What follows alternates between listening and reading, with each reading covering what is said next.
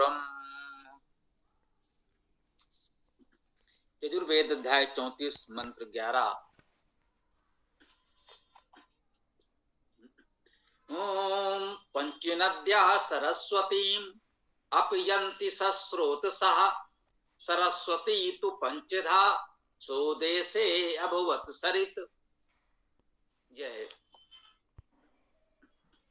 महत्वपूर्ण मंत्र है, वैदिक लोगों के बीच चर्चित भी है।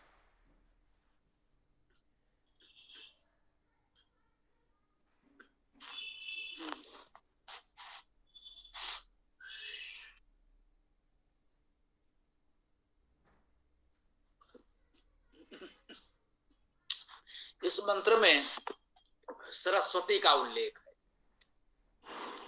सरस्वती इस समय वर्तमान काल में बहुचर्चित शब्द है। वेद में कोई सरस्वती सूक्त नहीं है, यह प्रश्न किया गया था। बहुधा लोग करते हैं, चाहते हैं कि वेद से सरस्वती सूक्त दे दिया जाए। वेद में कोई सरस्वती सूक्त नहीं है।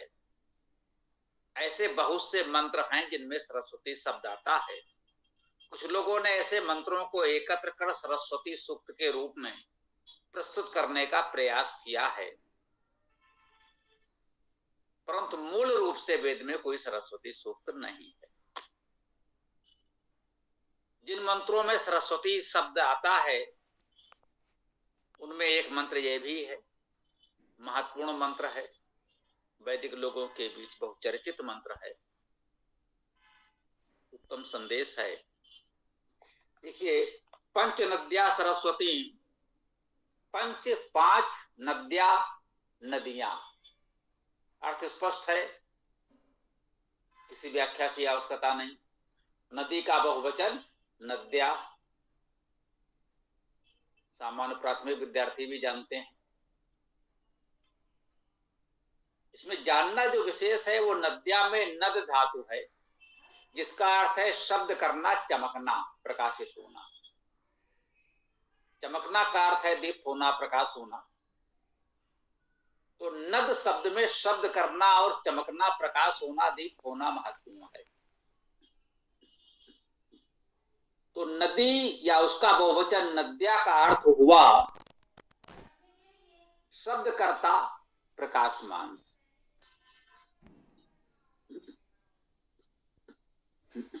वेद में हम शाब्दिक अर्थ ही ग्रहण करते हैं। लोक में बहुत से शब्द रूढ़ हो गए हैं किसी विशेष व्यक्ति वस्तु स्थान के लिए, परंतु वेद में ऐसा ग्रहण नहीं करते। नद्या का अर्थ हुआ शब्दशील, प्रकाशमान। ये प्रकृति, व्यक्ति, परमेश्वर सब कुछ है, किसी के लिए भी आप कह सकते हैं।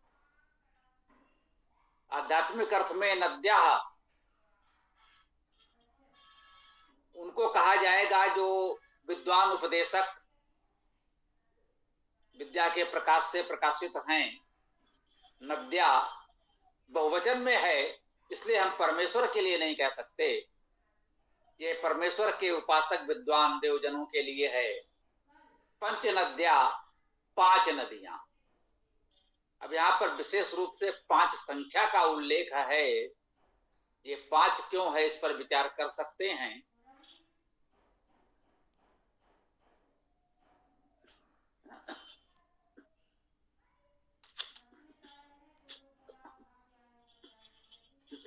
ये पंच नद्या, 5 नदियां, 5 शब्दशील, शब्दकर्ता, प्रकाशमान। सरस्वती, सरस्वती को, अब ये सरस्वती क्या है? सरस्वती में सरहवती, सरह श्री धातु है। श्री धातु से ही इस समय हम लोग बोल रहे हैं सरकना, एक प्रकार से जाना, चलना, बहना, प्रवाहित होना, श्री धातु का अर्थ है। सरहवती, सरह से युक्त, सर से युक्त, इसी से सरोवर भी बनता है। यही श्री धातु है। सरह, सर सरोवर इसी से बन रहे हैं, जो हम लोग सामान्यतः जलाशय के लिए भी उपयोग करते हैं लोग व्यवहार में। तो यहां पर सराह का अर्थ हुआ प्रवाहमान, गतिशील, प्रगतिशील। सराहवती, जो इस सराह अर्थात प्रवाह युक्त हो, उसे सरस्वती कहेंगे। जो प्रवाहमान है, प्रवाह युक्त है, वो सरस्वती है। जो जड़ है, स्थिर सीमित है, वो सरस्वती नहीं है। सरस्वती का अर्थ है प्रवाहमान। नद्या, नदियां का अर्थ हमने किया शब्दशील, प्रकाशमान। सरस्वती का अर्थ हुआ प्रवाहमान। जो भी शब्दशील प्रकाशमान लोग हैं, वे सरस्वती को, प्रवाहमान को अपयंती, जाते हैं। अपि अव्यय है। वेद में जैसा कि हम जानते हैं, अव्यय और उपसर्ग में कोई अंतर नहीं है। उपसर्ग भी स्वतंत्र रूप से प्रयोग होते हैं। अर्थात यूं कहें कि लौकिक संस्कृत में जिनको उपसर्ग माना गया है, वेद में वे भी स्वतंत्र शब्द के रूप में, अव्यय के रूप में ही दिखते हैं। और लौकिक संस्कृत में जिनको स्वतंत्र अव्यय माना है,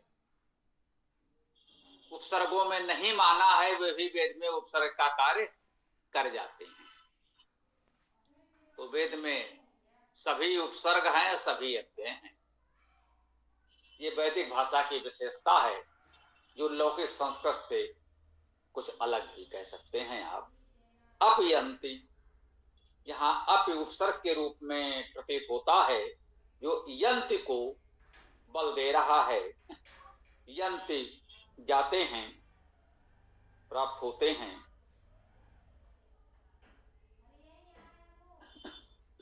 सस्रोत सा, सा उपसर्ग सहित, स्रोत श्रु धातु है, और इस श्रु धातु का अर्थ भी जाना, बहना, श्री धातु के समान है। सरस्वती में जो श्री धातु थी, वही सस्रोत सा श्रु धातु है, जाना, चलना, बहना। सस्रोत सा का साधारण सा अर्थ देखें, स्रोतों सहित।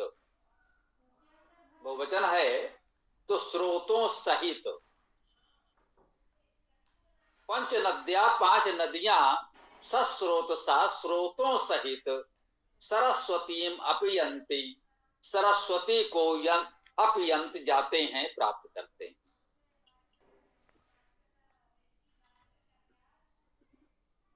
जो समाज के पंच हैं, प्रमुख शब्दशील, प्रगतिशील उपदेशक हैं, वे अपने स्रोतों सहित सरस्वती प्रवाहमय को प्राप्त होते हैं। जहां से भी उन्होंने शब्द अर्थात विद्या, प्रकाश को प्राप्त किया है, उन सब के साथ जो भी उनके साथी, सहयोगी, संगठन जुड़े हुए हमसे लोग हैं, उन सब के साथ, सभी स्रोतों के साथ सरस्वती को प्राप्त होते हैं, प्रवाह युक्त को प्राप्त होते हैं। जो प्रवाहमयी है उसको प्राप्त होते हैं। जो कुछ भी हमने विद्या प्रकाश प्राप्त किया है, वो हम प्रवाहमयी, उन सब के साथ प्रवाहमयी को प्राप्त करते हैं, उसे भी प्रवाहित कर देते हैं समाज में। ये विद्या प्रकाश हमने इसी समाज से प्राप्त किया है, परमेश्वर से प्राप्त किया है। सरस्वती वेद में परमेश्वर का नाम भी है, परमेश्वर का संबोधन भी है। तो कह सकते हैं कि सभी प्रवाहमान, प्रकाशमान, प्रगतिशील लोग, जो भी उनके स्रोत हैं, जहां से जो कुछ प्राप्त किया है, परमेश्वर को समर्पित कर देते हैं, या उसे भी समाज को प्रवाहित कर देते हैं, ये हम आध्यात्मिक और आधिलौकिक अर्थ कहते हैं। परमेश्वर को समर्पित कर देते हैं, ये आध्यात्मिक अर्थ है, और समाज में प्रवाहित कर देते हैं, ये आधिलौकिक अर्थ। शाब्दिक अर्थ एक समान है, हम देख रहे हैं, केवल भावार्थ है कि परमात्मा परक पूरी तरह से उसी की बात करेंगे तो विशुद्ध आध्यात्मिक अर्थ कहलाता है।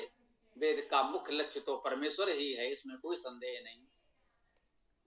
परंतु ये सृष्टि भी परमेश्वर से व्याप्त है, तो इस व्यापक सृष्टि में भी उस परमेश्वर को ही हम देखते हैं, तो उसका अधिलौकिक अर्थ भी ग्रहण करते हैं। वही प्रेरणा हमारे लिए महत्वपूर्ण होती है, तो उसे समाज में भी हम प्रवाहित कर देते हैं। सरस्वती तु पंचधा, और वह सरस्वती तो पंचधा, 5 प्रकार से। देखिए, पंच तो 5 है, आप जान समझ रहे हैं। ये धा जो है, धा को स्वतंत्र रूप से धातु माने तो धा धातु का अर्थ धारण करना है, और धा उपसर्ग भी होता है। जैसे हम कहते हैं बहुधा, बहुत प्रकार से।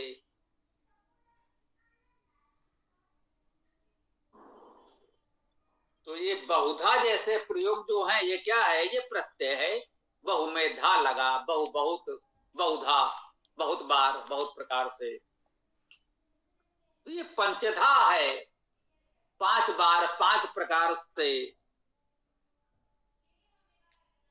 सरस्वती तो पंचधा, वह सरस्वती जो प्रवाहवती है, प्रवाहमयी है, वह 5 प्रकार से। सो देशे, सो वह, सो सरस्वती, वह सरस्वती, वह प्रवाहमयी, तो 5 प्रकार से देशे, देश में, अभवत हो गई, हो जाती है। सरित, सरित का अर्थ प्रवाहमान, श्री धातु चलना, प्रवाहित होना। जो सरस्वती में था वही सरित में है, उसी से सराह और वती, सराहवती सरस्वती शब्द बना, और उसी से इत प्रत्यय करके सरित शब्द बन गया। सरित का अर्थ हुआ प्रवाहमान। तो वह सरस्वती भी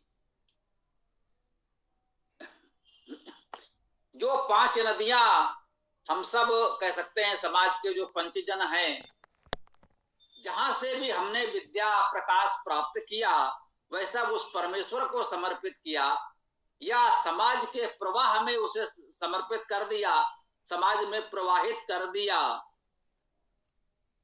और वह सरस्वती अर्थात प्रवाह युक्त परमेश्वर अथवा समाज में ये विद्या का प्रवाह जो चल रहा है, वह भी 5 प्रकार से देश में प्रवाहित हो जाता। हम लोगों से विद्या प्रकाश प्राप्त करते हैं, उसे परमेश्वर को समर्पित करते हैं, समाज में उसे प्रवाहित कर देते हैं, और वह परमेश्वर समाज में चलने वाला यह विद्या का प्रवाह 5 प्रकार से देश में प्रवाहित होता है। अब ये 5 प्रकार क्या है, 5 नदियां क्या है, जैसा कि हमने सामान्यता कहा है।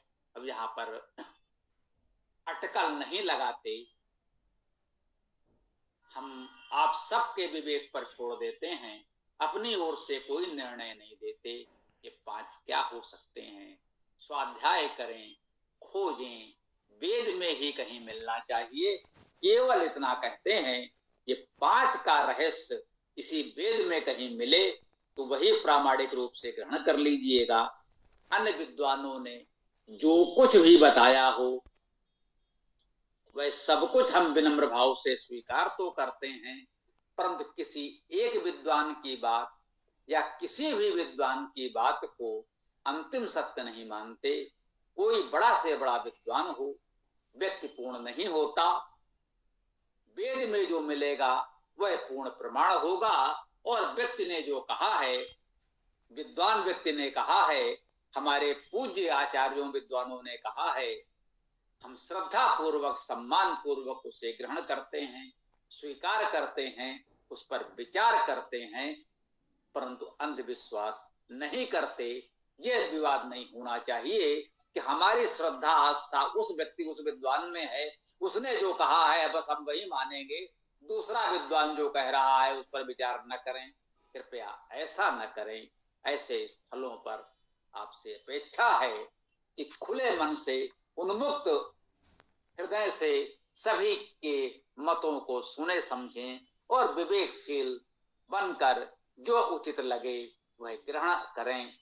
सबकी बातों को सुन करके उचित जो लगे उसे ग्रहण करें और लोगों तक प्रवाहित करें। यही इस मंत्र का संदेश है कि पंच नद्या, 5 नदियां स्रोतों सहित सरस्वती को प्राप्त हो जाती हैं और फिर वही समाज में, देश में 5 प्रकार से उसे प्रवाहित कर देते हैं। इस क्रम को बनाए रखें। यह अति उत्तम, अति महत्वपूर्ण मंत्र है, बहुत उपयोगी है।